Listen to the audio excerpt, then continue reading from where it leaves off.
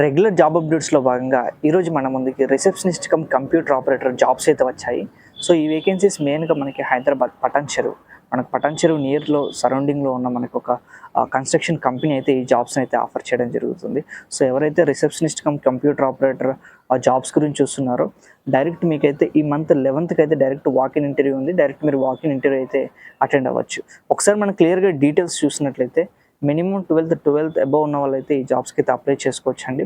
So age వచ్చేసి మనకి above 18 ఉండాలి. అలాగే freshers and experience both can apply. Direct walk in interview ఉంది కాబట్టి డైరెక్ట్ వాకిన్ ఇంటర్వ్యూ వెళ్ళొచ్చు. సాలరీ కూడా ఆఫ్టర్ ఇంటర్వ్యూ తర్వాత మీ స్కిల్స్ బట్టి అయితే ప్రాపర్గా సాలరీ డిసైడ్ చేస్తారు. అది మీకు ఓకే అనుకుంటే మీరు ఫర్దర్గా మూవ్ అవ్వండి. అలాగే మనకి వర్కింగ్ డేస్ వచ్చేసి 6 days వర్కింగ్ డేస్ ఉంటాయి.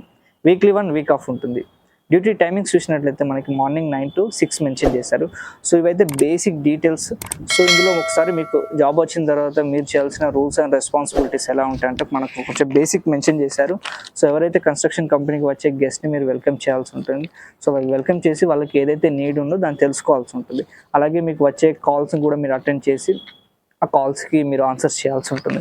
అలాగే రిజిస్టర్ మెయింటైన్ చేయాలి.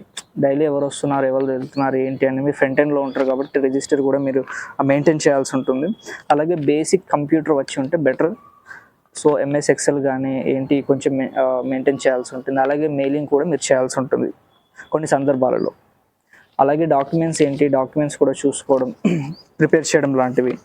అలాగే మీకు మెయిన్గా ఇంకా బెనిఫిట్స్ ఏమున్నాయంటే ఫస్ట్ మీకు శాలరీ ప్యాకేజ్, బేసిక్ శాలరీ కొంచెం బెటర్ ఉంటుందని మెన్షన్ చేశారు.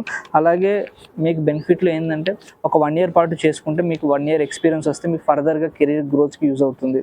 ఫ్రంట్ ఆఫీస్ కానీ మీకు అడ్మిన్, ఫ్రంట్ ఆఫీస్ ఎగ్జిక్యూటివ్ పొజిషన్కి మీరు ఫర్దర్గా ఏదైనా అప్లై చేసుకుంటే శాలరీ ఇంక్రిమెంట్ కానీ మీకు ఎక్స్పీరియన్స్ యాడ్ అవుతుంది కాబట్టి ఫర్దర్గా గ్రోత్ ఉంటుంది మీకు. అలాగే మీకు కెరీర్ ఆపర్చునిటీలో ఎక్స్పీరియన్స్ ఉంటే మీకు ఎక్కువ ఛాన్స్ వచ్చే అవకాశం ఉంది. సో ఇదండి. అలాగే మీ ప్రొఫెషనల్ ఎన్విరాన్మెంట్ వర్క్ ఇంప్రూవ్ అవ్వడం కానీ మీ కమ్యూనికేషన్ ఇంప్రూవ్ అవ్వడం లాంటి స్కిల్స్ అయితే మీకు యాడ్ అవుతాయి. సో ఎవరైతే ఇంట్రెస్ట్ ఉన్నారో సో కింద కనబడుతున్న నెంబర్కి మీరు కాంటాక్ట్ అవ్వండి. అలాగే రెగ్యులర్ జాబ్ అప్డేట్స్ గురించి మన ఛానల్ని ఫాలో అవ్వండి. అలాగే మీ చుట్టుపక్కల ఎవరైనా జాబ్ నీడ్ ఉంటే ఈ వీడియో వాళ్ళకి ఫార్వర్డ్ చేయండి. Thank you.